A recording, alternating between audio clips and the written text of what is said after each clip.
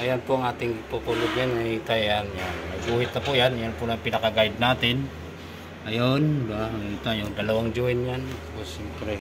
Hello guys, ito magsisimula na tayo. May kita nyo, diba? Ayan.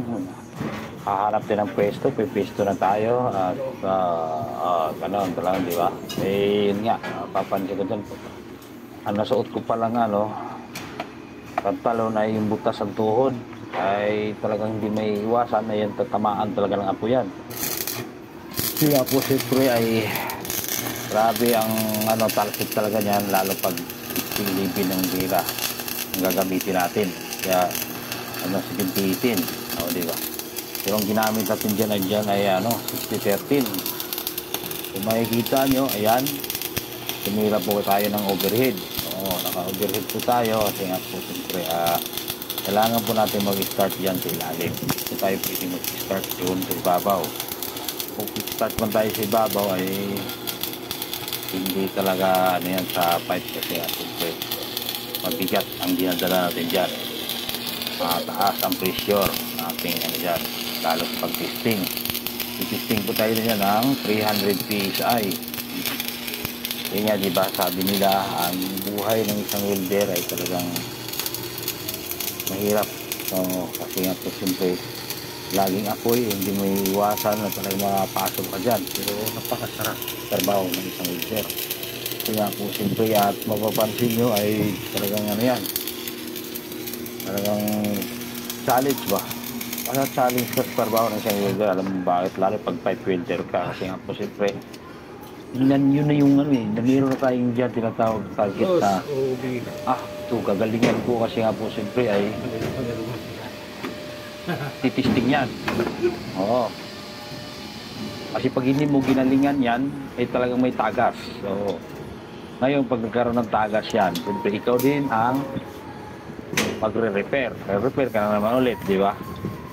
So dahil nga po siyempre tayo ay ito paano naman ako ay hindi nakapag-aral ng welding ay talagang kung sabing magaling ako, alam ko kung paano siya gagawin o paano ko siya tatrabuhin na may quality. Di ba? Kasi nga po minsan talaga di may iwasan, may mga welder po talaga na basta tira na ng tira at yun nga hindi naayos ang trabaho. Yun nga, meron tayong may mga ugali ng tao na ganyan. Mahilig magreklamo.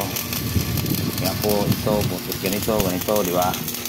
Pero, ayan, may iwasan talaga yan, trabaho.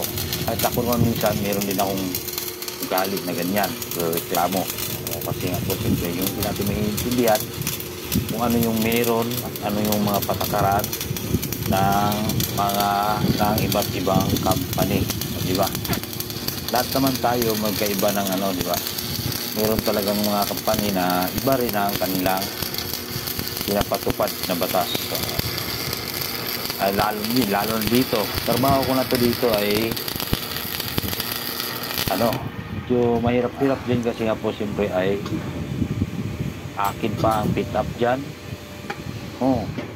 Welder fitter ako dito. Kasi ako pa akin pa ang pit up. Ito mag-leak out. Nandyan na yun. Tapos yun nga ang nangyayari saan ay iba. Kasi nga po siyempre yung iniisip mo yung nasa ibang company ka, napaka baby mo kasi nga po siyempre ay hindi siya talaga pinapahawak ng grinder sa ibang company. Tiwala kayo sa ako. May mga company na ganyan. Naalala ko dati, tumira ako dyan sa Mega Tower. Ako tumira dyan sa Mega Tower, 5 feet. Tapos, at sa baba. Yun nga, napakalaga ko. Sa balikat yan. Hinang lang ako. Hindi ako pinapahawak ng grinder. Gusto nila ay nagkaroon ng hindang.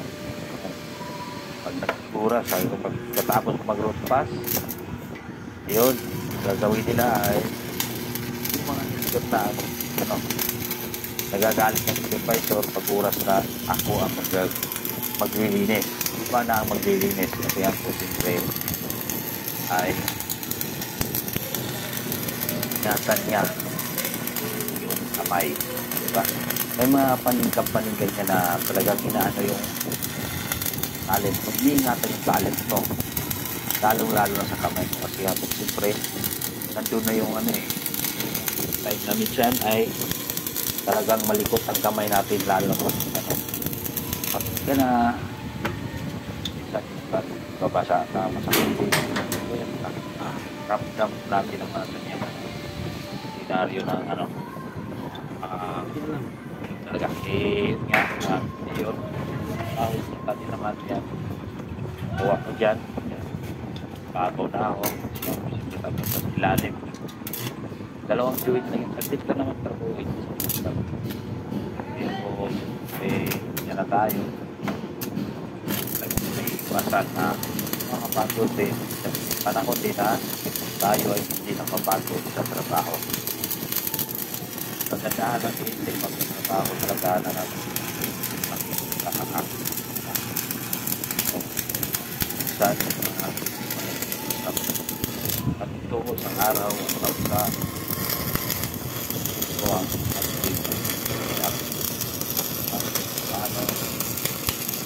ang sabi kanila na wala pang trabaho, wala pang tawag nagataas ang bigyan ay siyangkap na pag ano mo na kayo saan mo magtambay ka, diba?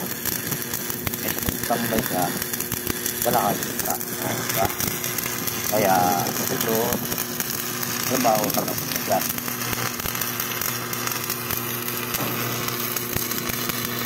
diba?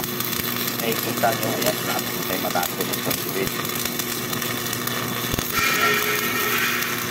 kaya tuloy pa rin tayo dyan dahil matapos natin yan ito sa mga pagkuhan na nag-aaral pa lang isang kaibigan tapos lang kayo kayong maniwala dyan sa mga sinasabi ng iba na pag ano ka ganito pirahe ang gagamitin mo hindi ako ano dyan hindi ako agad dyan sa mga ganyang salita kapit daw ganito ang pirahe at palit ng pirahe huwag kayong maniwala dyan sinasabi nyo sa inyo sa mga baguhan kasi nga po bawat dito kasi ay natin yan siyerte lang natin kayo pang ano akuan pa rin kayo sa pagkat ang pasok ng kuryente ang supply ng kuryente paano kami nangyat kailangan taasan mo tayo kaya wala tayo bawat area bawat gamit na namin kung pwedeng sabihin na ganyan lang ang tirahin na nagiging ng pagkuran na ganyan totoo yan naniniwala ako mga ganyang posisyon ng 2G sila babanta lang tayo yan pero sa pagplat nasabi ko sa inyo ng malakas kailangan malakas dahil ang kailangan hindi ikaw ay maagawan ng flux ulit yan pag unas ikaw ay mahina ang pirahin mo may posibilidad na ang trabaho mo ay ang pinang mo ay parang ikaw mahalo kaya ang nangyari ay pupul kaya sa mga mga baguhan magpapaniwala sa mga tirahin sa lahat mo na tatapagahin sa natin dito kasi nakadito tayo sa supply ng kuryente at